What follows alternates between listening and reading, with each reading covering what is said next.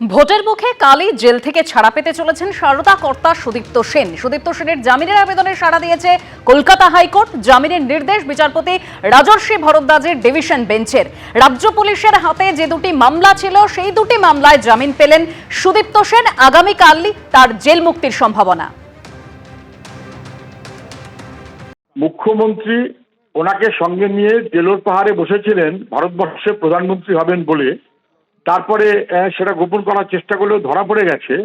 এখন উনি জেল থেকে বেরিয়েছেন, অবিলম্বে বেরোবেন আগামীকাল। অবিলম্বে ওর সঙ্গে মিটিং করে জেলোর পাহাড়ের স্মৃতিকে সঙ্গে নিয়ে এসে প্রধানমন্ত্রী হবার জন্য স্বপ্ন দেখে আরেকটু কড়া কড়া কথা বলা শুরু করুন। ওনার ডান দিকে যেন অবশ্যই সুদীপ্ত সেন থাকে, আর বাঁদিকে সেই ভদ্রলোক থাকে যিনি বলেছিলেন চিটফান্ডের সবচাইতে বড় বেনিফিশিয়ারির নাম মমতা ব্যানার্জি। মানাবে বেশ, মাঝে মমতা, বাঁদিকে বেনিফিশিয়ারি বলা তৃণমূলের নেতা, আর ডান দিকে বেনিফিশিয়ারি করার নেতা সুদীপ্ত সেন। লক্ষ লক্ষ মানুষ বিপন্ন হয়েছে, প্রতারিত হয়েছে। সেই প্রতারক মমতা ব্যানার্জির সঙ্গে যুগলবন্দির ছবিটাই ভালো মানাবে। ১৩ বছর পর বিধানসভা ভোটের ২ সপ্তাহ আগে সমস্ত মামলায় জামিন পেলেন সারদা কর্তা সুদীপ্ত সেন। জামিন মঞ্জুর করে কলকাতা হাইকোর্টের ডিভিশন বেঞ্চ। ফলে আগামীকালই সারদা কর্তার জেল মুক্তির সম্ভাবনা।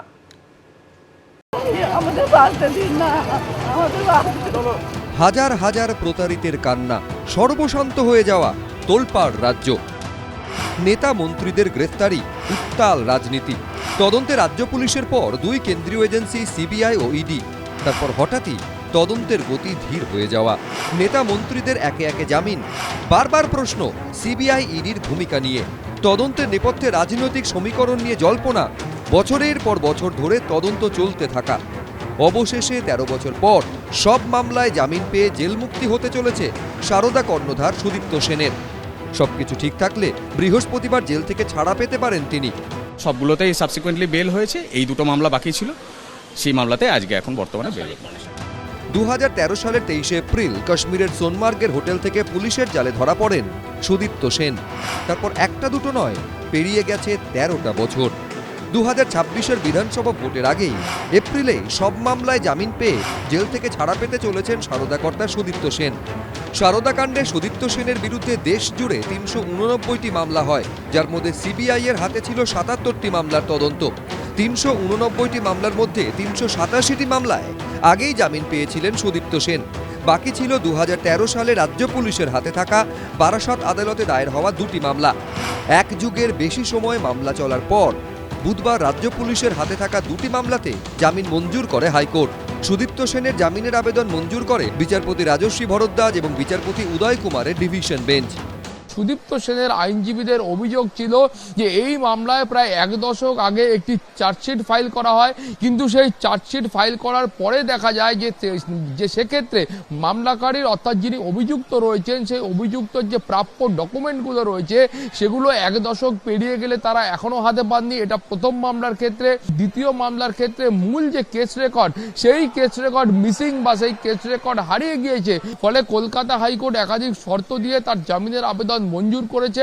সুদীপ্ত সেন যে মানুষগুলোর কাছ থেকে টাকা নিয়েছিল, যারা প্রতারিত হয়েছিল, সর্বশান্ত হয়েছিল, তা দিয়ে সুদীপ্ত সেনের যদি কোনো অ্যাসেট থাকতো সেটাকে বিক্রি করে মানুষকে টাকা ফেরত দেওয়া যাবে কি? এটাই আমাদের কাছে সবচেয়ে বড় প্রশ্ন। কারণ এর আগেও একটা কমিটি তৈরি হয়েছিল, টাকা ফেরত দেওয়ার ব্যবস্থা হয়েছিল, হঠাৎ সেটা বন্ধ হয়ে গেল। সুদীপ্ত সেনেদের নিয়ে এই মুহূর্তে পশ্চিমবঙ্গের মানুষগুলো চিন্তা করছেন। মানুষ জানে যা কিছু হয়েছে তৃণমূলের অনুমোদনে হয়েছে, অনুপ্রেরণায় হয়েছে। মানুষের আক্রোশের প্রতিফলন আপনারা ইভিএম বক্সে দেখতে পাবেন। কেউ যদি তার জামিনের আবেদন করেন এবং আদালত যদি সেটা মহামান্য কলকাতা হাইকোর্ট ডিভিশন বেঞ্চ তারা বিবেচনা করে যদি জামিন দেন, তো এটা তো আইনের বিষয়। এবার তাহলে আদালতকেও এই জামিনের আবেদন বা জামিন দেয়া, তো এগুলো তো আর পাঁজি দেখে হয় না। তো সুতরাং এটা একদম আইনের ব্যাপার, এখানে অন্য কোনো বিষয়ের কোনো সম্পর্ক নেই। রাজ্য পুলিশের পাশাপাশি সারদা কাণ্ডের তদন্তভার রয়েছে ইডি সিবিআই এর ওপরেও। সুপ্রিম কোর্টের নির্দেশে ২০১৪ সালের ৬ জুন সারদা মামলায় এফআইআর করে সিবিআই। তাতে মোট ৬টি মামলা রয়েছে। সারদার মূল মামলায় এখনো পর্যন্ত 7টি চার্জশিট জমা পড়েছে, কিন্তু চূড়ান্ত চার্জশিট আজ অবধি জমা পড়েনি, কোনো বিচার প্রক্রিয়াও শুরু হয়নি। 2013 সাল থেকে সারদা কেলেঙ্কারির তদন্ত করছে ইডি। ইডির করা মামলায় কেস নম্বর ও কোর্ট বদলালেও এখনো পর্যন্ত চার্জ গঠন হয়নি। সুদীপ্ত সেনের জামিন অনেক প্রশ্নের জন্ম দেয়। তাহলে কি সুদীপ্ত সেনের জামিনের মধ্যে দিয়ে সব কবরে চলে যাবে? তদন্ত দামাচাপা পড়ে গেল। এই যে কেন্দ্র রাজ্য আমরা যে বারবার বলি একসঙ্গে যৌথভাবে, এই তদন্তটাকেও অন্ধকারে পাঠিয়ে দেবে। আর কত বছর ধরে চলবে সারদা মামলা, রোজভ্যালি মামলা? কোনো দিন কি শেষ হবে তদন্ত, নাকি সব চাপা পড়ে যাবে রাজনৈতিক সমীকরণের তলায়? সৌভিক মজুমদার, কৃষ্ণেন্দু অধিকারী, উজ্জ্বল মুখোপাধ্যায়, এবিপি আনন্দ।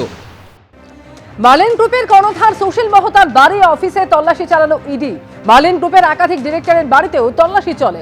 কলকাতার একটি প্রজেক্টের নামে কোটি কোটি টাকা তুলে প্রতারণার অভিযোগ রয়েছে এই সংস্থার বিরুদ্ধে। প্রজেক্টের নাম করে জাল নথি তৈরির অভিযোগ রয়েছে মার্লিন গ্রুপের বিরুদ্ধে। আলিপুর, প্রিন্স সানোয়ার শাহ রোড, সল্টলেক সহ কলকাতার 7টি জায়গায় তল্লাশি চালিয়েছে ইডি। প্রাথমিক শিক্ষা দুর্নীতি মামলায় এর আগে সুশীল মহতার বিরুদ্ধে চার্জশিট দায়ের হয়েছিল। কলকাতার বড় ডেভেলপার মার্লিন গ্রুপের বিরুদ্ধে আজকে ইডি তল্লাশি অভিযান। সকাল থেকেই একসঙ্গে 7টি জায়গায় ইডি আধিকারিকরা পৌঁছে গেছেন, যার মধ্যে রয়েছে প্রিন্স সানোয়ার শাহ রোডের মার্লিনের অফিস। আমরা মার্লিনের অফিসের সামনে দাঁড়িয়ে রয়েছি। বাইরে আমরা দেখতে পাচ্ছি ইডির যে গাড়ি করে ইডি অফিসাররা আসছেন, সেই গাড়ি দাঁড়িয়ে রয়েছে। ভেতরে কেন্দ্রীয় বাহিনীর জওয়ানরা রয়েছেন। এবং যেটা ইডি সূত্রে খবর, শুধু অফিস নয়, মার্লিন সংস্থার যিনি কর্ণধার সুশীল মহতা, সাকেত মহতা, তাদের বাড়িতে, আলিপুরের বাড়িতে রয়েছেন ইডি আধিকারিকরা। একাধিক যে ডাইরেক্টররা থাকে বিভিন্ন জায়গায়, বাগুইহাটি থেকে শুরু করে সল্টলেক, সেখানে পৌঁছে গেছেন ইডি আধিকারিকরা। মূলত যেটা অভিযোগ, যেটা ইডি সূত্রের খবর, জাল নথি তৈরি করে জমি হাতিয়ে নেওয়ার অভিযোগ এবং সেই জমি দেখিয়ে প্রতারণার অভিযোগ। কোটি কোটি টাকা সেই জমি দেখিয়ে প্রতারণা করা হয়েছে, এমনই অভিযোগ ইডির তরফে করা হচ্ছে।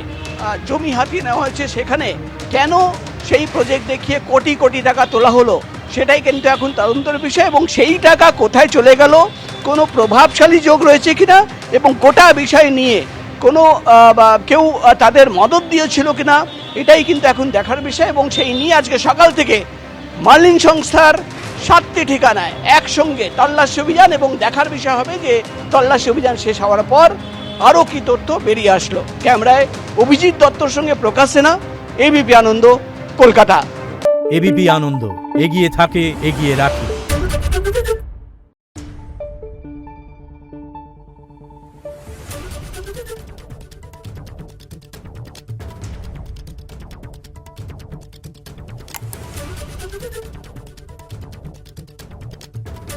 Thank you.